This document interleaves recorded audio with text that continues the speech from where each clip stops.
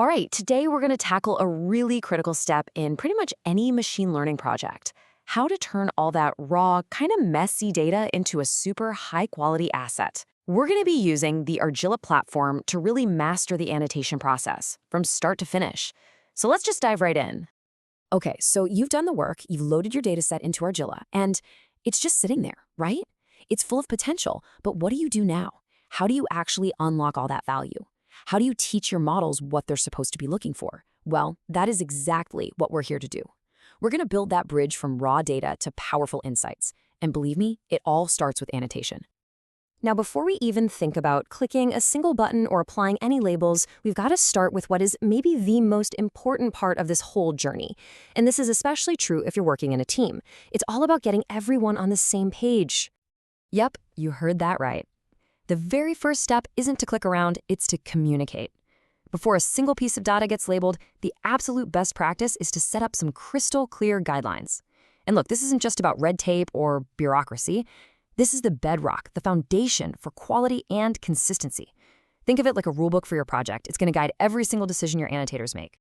And really, this slide sums it all up. This is the fork in the road for any annotation project. If you go without guidelines, you're pretty much guaranteeing confusion. You'll get conflicting labels, and you'll have to do a ton of painful rework later. But if you have them, you get alignment, you get consistency. Your team starts working like a well-oiled machine, and you produce data that you can actually trust. Seriously, a little bit of time invested up front here will save you from massive headaches down the road.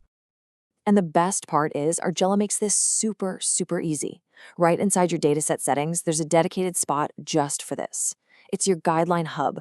You can write your overall task guidelines, you can add really specific descriptions for every single question, and you can clarify exactly what each of your different labels is supposed to mean.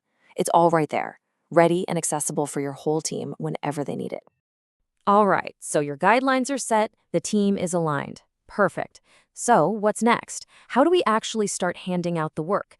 Let's get into the workflow configuration. So when you go into your distribution settings, you're going to see this number, 1. Now, it might just look like a simple default, but this one little number has a huge impact on how your entire project is going to run.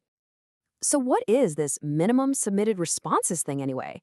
Well, it's actually pretty simple. It's the number of times a single record has to be annotated before Argilla marks it as complete. This is how the platform keeps track of your progress and figures out when the whole dataset is done. It's all about how many eyeballs you want on each piece of data. So how should you set this for your project? Well, it's pretty straightforward. If you're flying solo, just working by yourself, stick with the default of 1. It's the fastest way to get through your data. But if you're on a team, you'll probably want to set it to 2 or maybe even more. Why? Because that means multiple people are annotating the exact same record. And that is hands down the best way to measure agreement and make sure you're getting really high quality data. Okay, the setup is officially complete. Your guidelines are clear, your distribution settings are dialed in. Now for the fun part. Let's actually walk through the annotation workflow. This is where the magic happens. Now, one of the best things about working in Argilla is that it's built for speed and efficiency. A lot of the time, you're not going to be starting from scratch. If you've got some pre-filled labels, maybe from another model, they can show up as suggestions. This completely changes the game.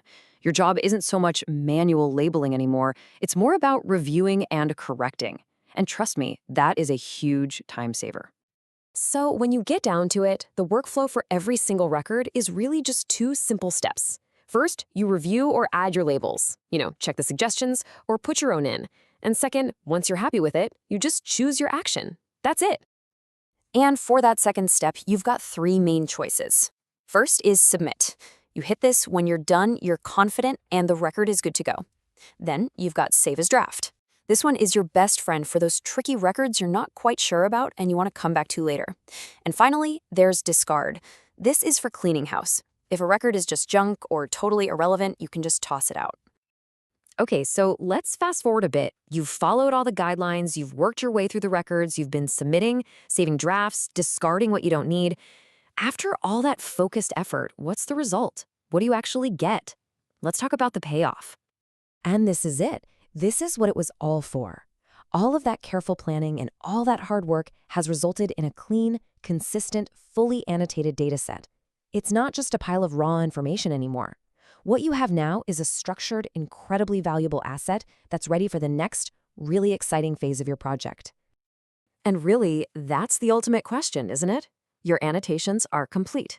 With this amazing, high-quality data, you're now ready to export it, to train a model, to find new insights, to build something really powerful. Remember, the annotation isn't the end of the road. It's just the beginning of what's possible. So what are you going to build?